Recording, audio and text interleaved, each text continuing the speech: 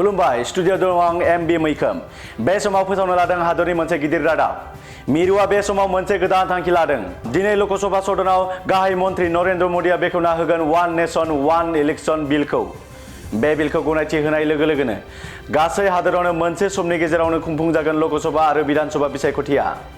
नंगौ मोनसे हादराव मोनसे बिसायख'थि नरेन्द्र मदि दैदेननाय मिरु बीजेपी सरकारा बे बिलखौ लोकसभायाव लाबोगोन आरो मिरुनि आयेन मन्त्रि अर्जुन राम मेघवाला बेखेवगोन बे बिलखौ मख'नो गोनांदि मिरु केबिनेटआव थांनाय 12 डिसेम्बरावनो बेनि सायाव सावरायनाय जादोंमोन आगुनि समाव विधानसभा बिसायख'थि आरो लोकसभा बिसायख'थिया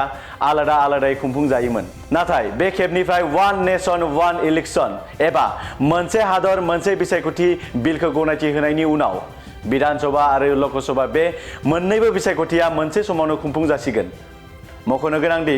आसामाव फैगौ 2026 इं मायथाइयाव खुंफुंजागोन विधानसभा बिसायख'थि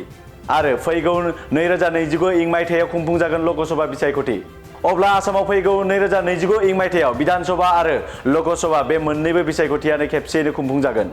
आसाम रायजोनि अनगायैबो हादरनि मोनफ्रोमबो बियाबावनो वान नेशन वान इलेक्शननि जोहै विधानसभा आरो लोकसभा बिसायख'थिया खुंफुंजासिगोन वान नेशन वान इलेक्शन बिलखौ गनायथि होयोब्ला हादरनि गासै नोगोरारिफोरा बे खेबनिफ्राय विधानसभा आरो लोकसभा बे मोन्नैबो बिसायख'थिखौ खेबसेनो होनो मोनसिगोन